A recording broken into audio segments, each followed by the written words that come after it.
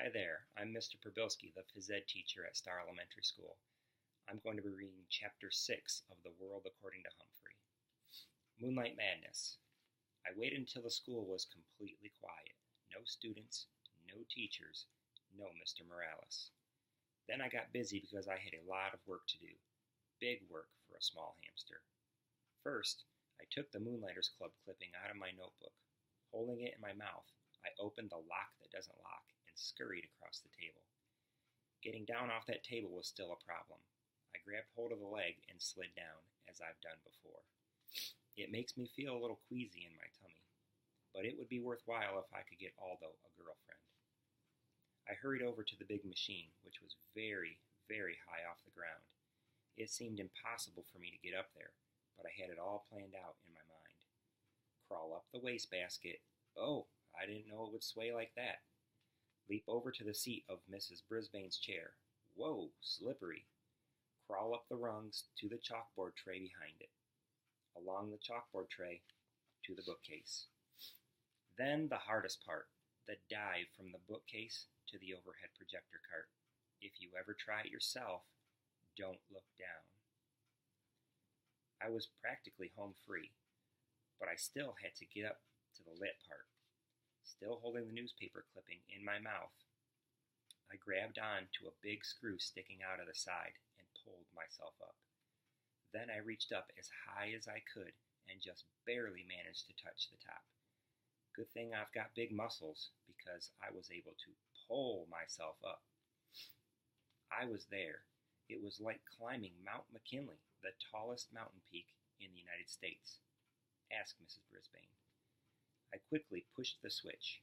I wished I had some sunglasses because I was suddenly surrounded by blinding light. It was like being inside a light bulb.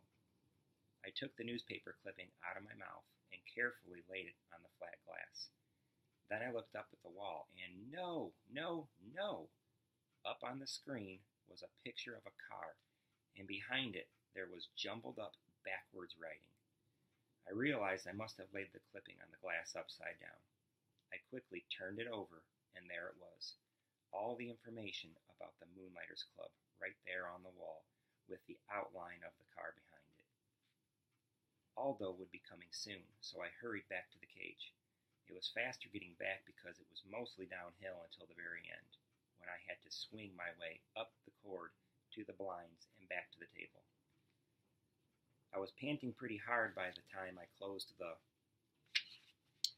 cage door behind me. I didn't even have time to catch my breath before Aldo swung the door open. Whoa, who left that on? He exclaimed as he entered. That thing could overheat. He hurried over to the overhead projector. Look at the wall. Look up at the wall, I squeaked. But the words only sounded like hamster peeps. Aldo didn't waste a second. He flicked the machine off. All that work for nothing. But then a funny thing happened. Aldo turned the machine back on and looked at the wall. What's this? He muttered. Why did Mrs. Brisbane have this up here? Hey, nice car. He squinted up at the screen. Look, Humphrey, the Moonlighters Club, for people who work at night, like me. And me, I thought. I was still quite exhausted from all that effort. Aldo stared at the big ad on the wall for a while. Then he turned off the projector and went to work, and never mentioned it again. Yes, I was annoyed. I had failed, but at least I had tried, which was more than I can say for one of my classmates. Yes, Saya Nasiri. With my own furry ears, I had heard her promise Mrs. Brisbane that she would raise her hand in class. But so far, she'd been as silent as a statue. Her week was almost up. Even though I'd scolded her the day she fed me, she paid no more attention to me than she had to her teacher. You should really listen to your teacher, even Mrs. Brisbane, and you should always listen to your hamster. I was worried about Aldo and about Saya, but I have to admit, my journey had been so tiring that, nocturnal or not, I slept soundly the rest of the night. The next day began in a very surprising way. I have something to share with you all, Mrs. Brisbane announced. She held up a postcard with a picture of colorful parrots perched in lush green trees. A postcard from Miss McNamara. Mrs. Brisbane would never call her Miss Mac, it says. Greetings to my favorite class in the world, room 26. I am now working in a school here in Brazil. This country is beautiful and friendly. I really enjoyed talking with the parrots in the rainforest. I miss you all, especially my pal Humphrey. Lots of love, Miss Mac. Mrs. Brisbane had to say Miss Mac since that's the way the card was signed. Happy, happy, happy. Not only did Miss Mac remember me, she missed me most of all. Oh, and I missed her most of all, too. Especially every time I look at Mrs. Brisbane and she glared back at me. Mrs. Brisbane showed us Brazil on the map, and it's far away. I'd like to be that far away from Mrs. Brisbane. My head was so filled with memories of Miss Mac that I only got 75% on my vocabulary test. After we graded the tests in class, Mrs. Brisbane said, "If you got 100% on the test, please raise your hand." That woke me up. What a clever way to get Saya to raise her hand, because she always got 100%. AJ raised his hand. Art raised his hand. Saya just stared down at her desktop. I was starting to get really mad at her. When it was time for map work, Mrs. Brisbane clicked on the overhead projector, and there it was, the Moonlighters Club ad right on the wall. Mrs. Brisbane wrinkled her nose, picked up the paper, and looked at both sides. Then she held it up to the light, and I think maybe she noticed those little tiny holes my teeth had made when I carried it over there. Mrs. Brisbane looked over at my cage and wrinkled her nose again. Then she crumpled the paper and threw it into the wastebasket. She's smart, but she is also mean. She's not the only one.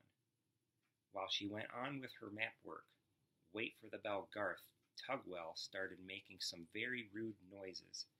Mrs. Brisbane didn't even turn around when someone started giggling. She just said, "Stop giggling, Gail." So Garth's rude noises got louder and even ruder, and a lot of other kids giggled along with Gail. Suddenly the teacher spun around to face them. "Very well, the whole class will stay in during recess for extra vocabulary words," she announced. Everybody groaned. "It's Garth's fault," said Heidi. "Raise your hand," Mrs. Brisbane snapped back. "You will all stay in during recess, unless the person making those noises wants to step forward and admit it." Nobody said a word, but everybody glared at Garth, including me. "Okay, I did it," he said. "Raise your hand," Heidi whispered loudly. "Very well, Garth. You, Heidi, and Gail will stay in during recess," the teacher said firmly. Heidi and Gail protested until the bell rang, but all three of them stayed in during recess. Instead of making them do extra vocabulary words, though, Mrs. Brisbane let them rest their heads on their desks. After she lectured them about their behavior, of course. All this commotion had made me a little hungry, and for some reason I hadn't been fed yet, so I decided to squeak up for myself. Mrs. Brisbane turned and pointed at me angrily. "I don't need any trouble out of you either," she said. Heidi raised her hand. "I don't think he's been fed today," she said. Mrs. Brisbane told Garth to feed me. Then she dismissed the girls and told them to go outside and play for the rest of recess. So she wasn't completely mean to them anyway. She even trusted Garth to be alone in the room while she took some papers down to the office. I'd always liked Wait for the Bell Garth, so I was surprised when he started grumbling at me as he filled the water bottle and put some fresh mealworms in my cage. "One of these days, you'll get in trouble too," he said. "I'll see to that." "Huh," I squeaked. "Everybody hates me. Everybody loves you. You're just a rat in disguise." The words hurt me a lot. Why would Garth say that? I mean, sure, almost everybody does love me, but I don't make rude noises and get other people into trouble. I was still pondering Garth's behavior when classmates returned to room 26. Mrs. Brisbane must have gotten rested up over the recess, because she greeted them with a smile. "I have a surprise for you," she told the kids. Surprises always get the class's attention. They think surprises are always good. However, I know that surprises can sometimes be bad, like the day Miss Mack left me forever. "We're going to pick who gets to take Humphrey home for the weekend," she explained. "Now, you all know whether or not your parents gave permission for you to bring him home. So if you'd like Humphrey this weekend, raise your hand now." Hey, hey, hey! You should have seen all the hands that went up. I could hardly believe my eyes. Miranda and Heidi and AJ and every single hand in the class, except Garth's. Even Saya Nasiri raised her hand. Mrs. Brisbane noticed. "Saya, do you think it would be all right with your parents?" she asked. Saya nodded her head. "I can't hear you," said Mrs. Brisbane. "Yes, ma'am," said Saya. It was strange to hear her voice in the classroom. Mrs. Brisbane gave her a note to bring back from her family on Friday. I napped the rest of the afternoon, but whenever I woke up and glanced over at Saya's desk, I saw her doing something I'd never seen before: smiling. Tip 6. You can leave your hamster alone for a day or two. Otherwise, find a suitable caretaker, or, if possible, take your hamster with you. In its own cage, a hamster can be very portable.